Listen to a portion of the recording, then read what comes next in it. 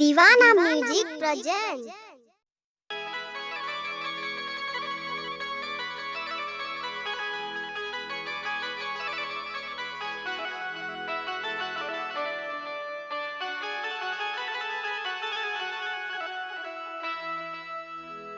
जाता रो बाजारे ले ले आई गो तू मिठैया हो। का रे बड़ा खुश लगता रे, कोनो नया बात बता। सुनो बताओ हाँ, सुनाओ सुनाओ सुनाओ। जाता रो बाजारे ले ले आई गो तू मिठैया हो। अनाही तो बबुआ के लारी चुई सैया हो। हाँ, ई बात बा। चला हमारा भैया चल गई।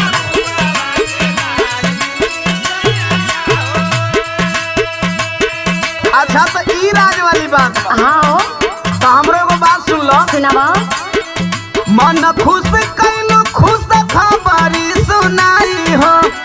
मन खुश कैलू खुश खबरी सुनाई हो। अरे जाग गोइल भाग दिहलू पापा तू बनाई हो।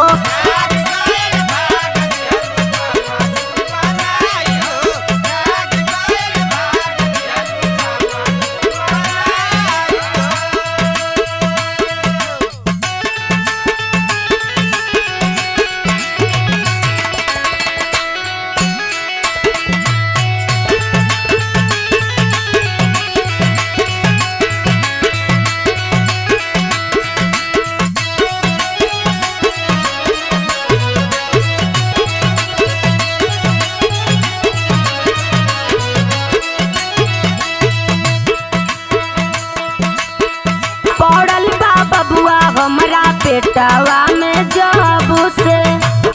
तो हम कया बार राज छुपा के रखलो। का करी समय से कोनो चीज बतावे के चाहिए।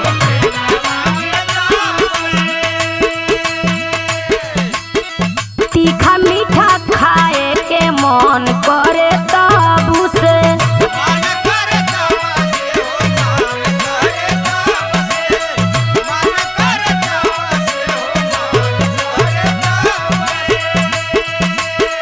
छोला गोला गप्पा औरी मिली खटैया हो।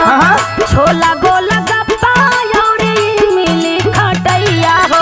अनाही दा बबुआ वक लाड़ी चुई सैया हो। अच्छा अच्छा राम गढ़ला कुंदनवा कैसे पहुंचे चाट ओट लेके आई, चाउमीनो ले आई। हाँ हो।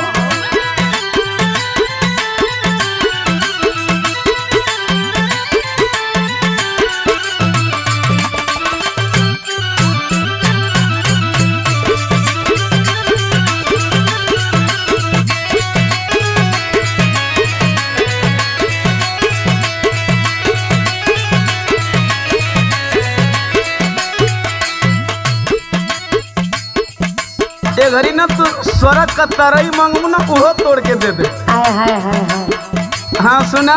बोला। मांग दिल खोल रानी देबा तोहरी च्वाइस।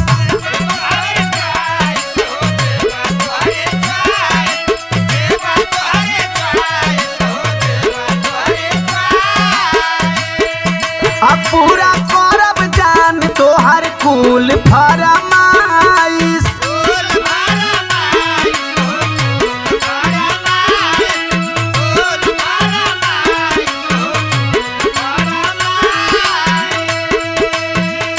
करन दीवाना भरे सोहर गवाई हो। बबुआ के नमवा आशीर्वाद रखाई हो। आजाद गोइल भाग दिहलू पापा तू बनाई हो।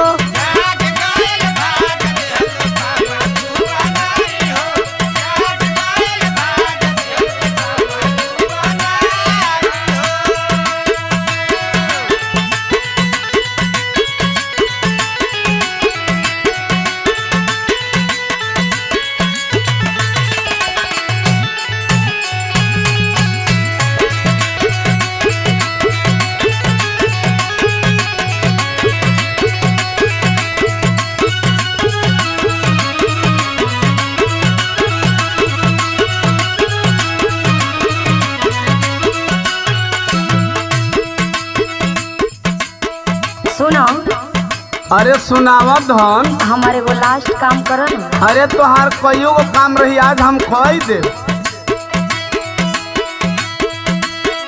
बजरंग बहार से ले आई रसमलाई। अच्छा शिवपुर फटकवा पर जन दुकानी लो भैया से। हाँ हो। एक बार रामजतन यादव के भी लिए ले, दिनेश यादव के भी लिए ले आई। याद रखी हो सैया कहीं जई हो ना भूलाई। नहीं हो हम भुला जाए तो चिड़ई गाँव वाला उमेश यादव जिला पंचायत बटले न बनाऊ याद धरा दी है।